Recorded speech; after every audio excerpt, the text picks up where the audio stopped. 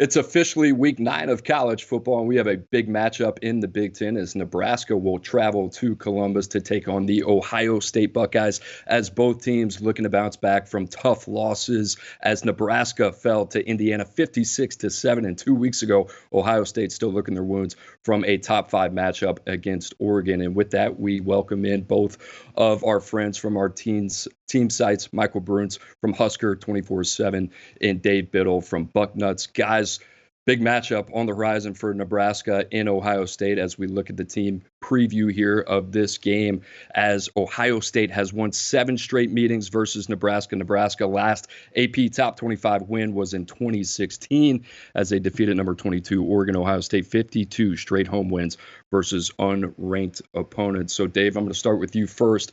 The mentality, right? Coming off a tough game, like I said, a top 5 loss on the road against Oregon. What is the mindset right now of this Ohio State team going into the heart of Big Ten play? They're at least saying all the right things, Cooper. You're not hearing excuses. You're not hearing them try and downplay it. Because it'd be easy for them to say, oh, it was 1 point on the road, raucous environment at night against a great team. You're not hearing that. They'll give Oregon respect, but they're like very focused, and maybe this will be something that woke them up. And really, a 1 point loss on the road, everything I just mentioned, that's not reason to sound alarms, but the defense is not as good as they expected. The offense had their share of problems as well. The clock management left a lot to be desired. But the mindset of the team, talking to Ryan Day, talking to quarterback Will Howard, they seem very focused. They know all of their goals are ahead of them. And they know Nebraska is going to be a good team this week, especially they're going to be ticked off coming off a loss. So I'm hearing all of the right things from Ohio State. We'll see when we look back on this, Cooper. Is it going to be this is what got Ohio State on the right track? Or was this the beginning of the end of Ohio State's dreams to be a national championship team? We shall find out. It's a great thing about sports. And for Nebraska, they're really kind of picking up the pieces after last weekend's loss at Indiana. I think that was a game that Nebraska went in expecting to be very competitive, if not win that game. And pretty much everything that could have gone wrong in that game did. Nebraska on offense turned the ball over, wasn't able to run the ball with any kind of consistency.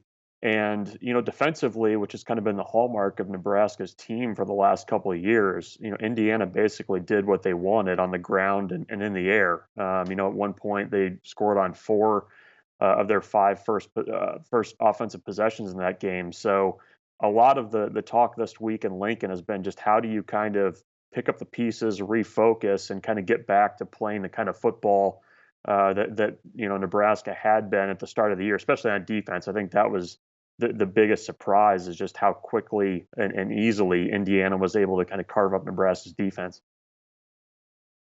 Dave, you mentioned that Ohio State defense maybe not living up to the standard that a lot of people had with the preseason. Are you sensing a little bit of a disconnect maybe between defensive coordinator Jim Knowles and defensive line coach Larry Johnson? There have been some murmurs about that in Columbus. What have you heard this week?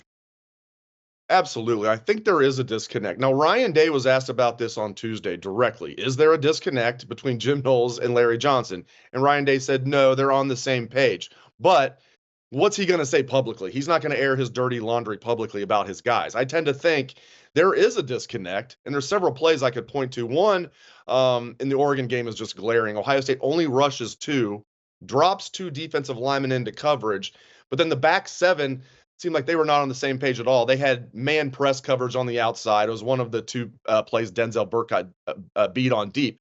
I mean, you don't have to be a football savant to know that the back 7 and the front 4 were not on the same page of theirs. But Ryan Day's not going to put that out there publicly, and I don't blame him for that. What's he going to do? Say, yeah, these guys aren't on the same page.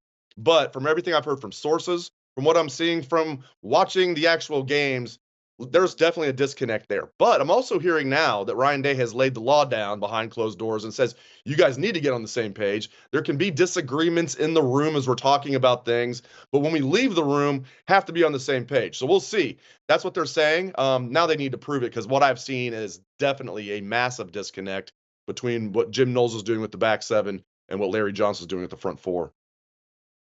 Michael, this Nebraska offense, pretty tough outing last week against Indiana as they only scored 7 points. What does Marcus Satterfield and Matt Rule have to do to get Dylan Raiola in this offense to really kind of find a spark against, an Ohio State defense that's still trying to find their way, but a very talented one at that?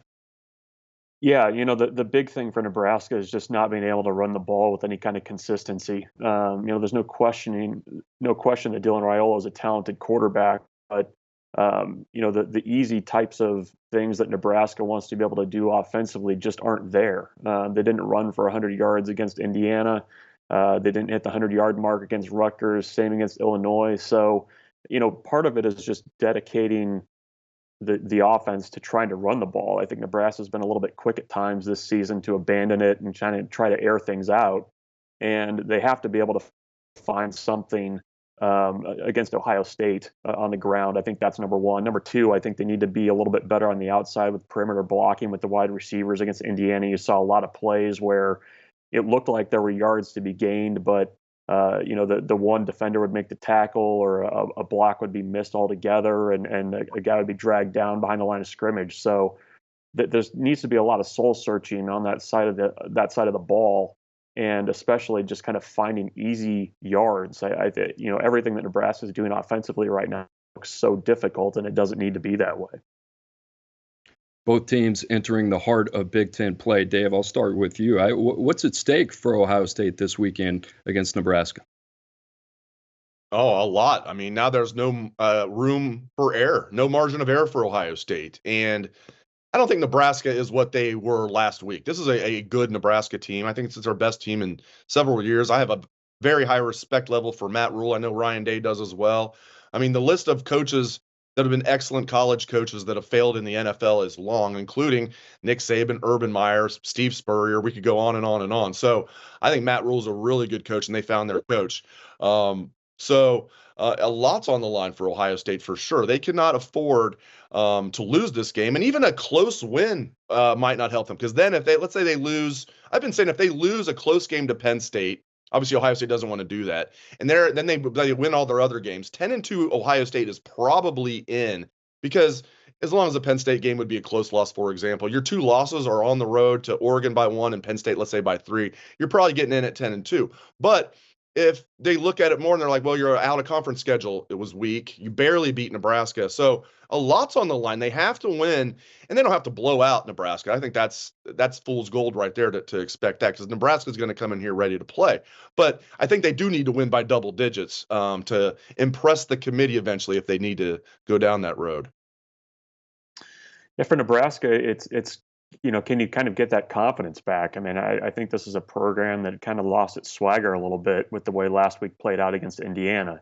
It kind of big picture for this team. You're sitting at 5 wins. This is a team that hasn't been to a bowl game since 2016. Last year, they went 0 in November to try to get that 6th win. So there's kind of this feeling of needing to kind of get over that hump. And, they just need to play better football against Ohio State. I mean, it's a really kind of tough spot on the schedule to be trying to find yourself as a team going into Ohio State that's coming off of that narrow loss to Oregon. So, I think the big thing for Nebraska is just to go in and play a little bit more consistent football, get the defense back functioning the way that it can, and then kind of take your best shot against Ohio State. I mean, for Nebraska, they need to kind of get things turned around, because the games get a little bit tougher in November, and the things that they're going to have to do to have success are things that they're not doing well right now.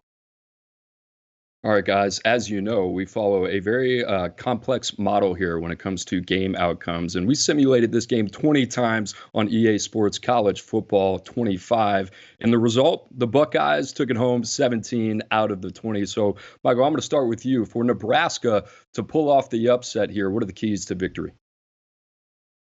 Yeah, I mean, Nebraska, if they're going to walk out of there with a win, I mean, the defense is going to have to probably play the game of the season. You're going to have to force some turnovers. You're going to have to make it a kind of an ugly, low-scoring game. Offensively, Nebraska has to find efficiency. They have to be able to run the ball a little bit and find some chunk plays that, frankly, they've not been able to find the last few games. It's really kind of been a tough slog offensively. They need to be able to hit some deep passes. to the wide receivers and just kind of make this, I guess, as ugly as a game as they possibly can. I don't foresee Nebraska winning a shootout with Ohio State. So low scoring, ugly football. That's the key for Nebraska. I would say the key for Ohio State, one of the keys, is not letting Dylan Raiola come into the horseshoe and have his career performance so far, because the Huskers are going to be playing with nothing to lose. This is a talented team. Raiola was once committed to Ohio State, and they've got to make sure that he doesn't have his coming out party. That's one worry for Ohio State right there, because I think Nebraska is going to pull out all the stops offensively, special teams. And Ohio State needs to show that they can have a downfield passing attack. That's another key to victory here. And not necessarily just in this game, but it will definitely help in this game, but to get them some confidence moving forward that they can have a good downfield passing attack. Because Ohio State's offense overall, very good, but the one thing missing, downfield passing attack. And then defense. Talked about Dylan Raiola, but just overall, is Ohio State's defense going to look like a national championship contender? Or are they going to look like a team that's going to look really good against MAC foes and look bad against any good offense they face? So we'll see. Ohio State's defense will be most under the microscope in this game. A lot on the line as these two teams face off in Columbus. Dave, Michael, we appreciate it as always. And for more Nebraska and Ohio State coverage, make sure to check out Husker247.com, also Bucknuts.com. Our guys over there do a phenomenal job. And for more college football content, keep it locked to 247sports.com.